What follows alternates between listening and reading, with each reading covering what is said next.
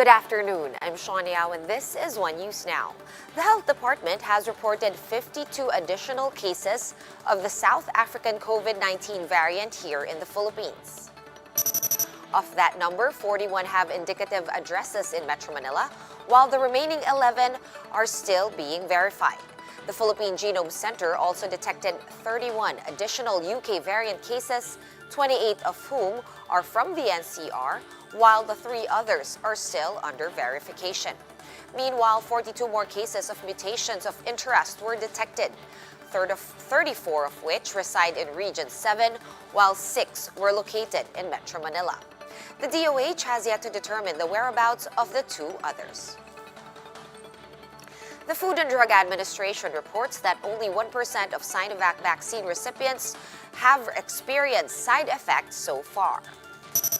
Director General Eric Domingo said 125 out of 13,000 healthcare workers inoculated suffered from mild adverse events such as head and body aches. Meanwhile, 3 vaccinees complained about having allergic reactions, which health authorities are now investigating. Domingo called on those who want to be vaccinated to declare their allergies and other medical history. And after moving over to other vaccine stories from around the world.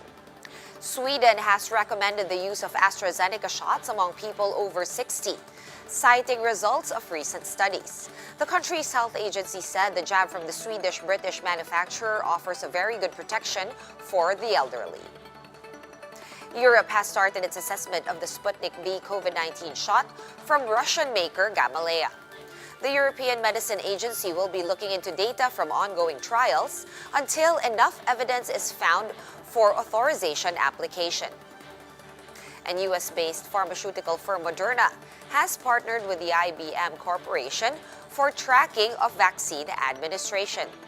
They will be using technologies to help governments and healthcare providers address supply chain disruptions.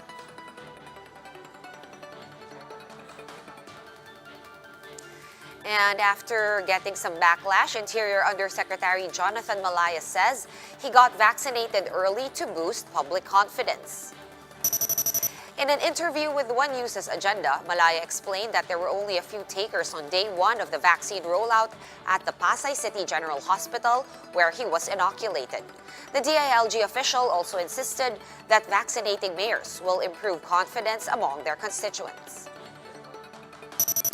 The mayor putting himself there, showing to the public na kailangan magpabakuna is, I think, the most important step that we can take. However, I say this with all due respect to NITAG. If that is the position of NITAG, I would respect that, and I wouldn't want to create some controversy over this. And one group is urging the Agriculture Department to seriously consider imposing a price cap on fish products as the prices of galunggong in wet markets continue to rise. Justine Punsalang with the details.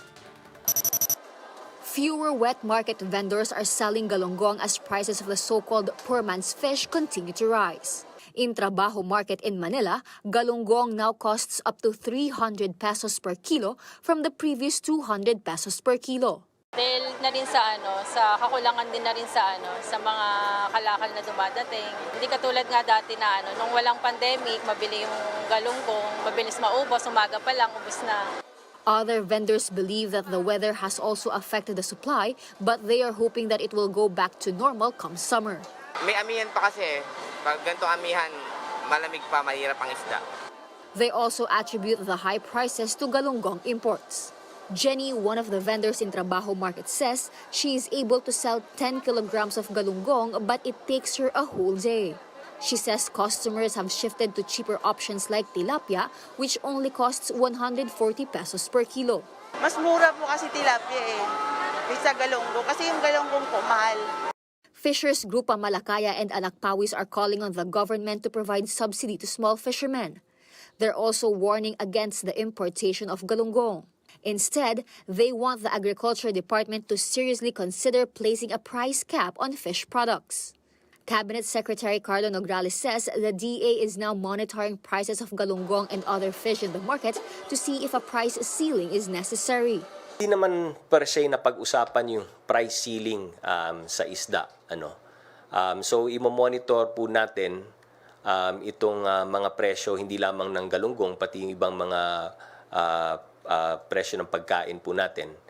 And we will await kung ano yung magiging hakbang or ano yung magiging action points ng Department of Agriculture tungkol po dito.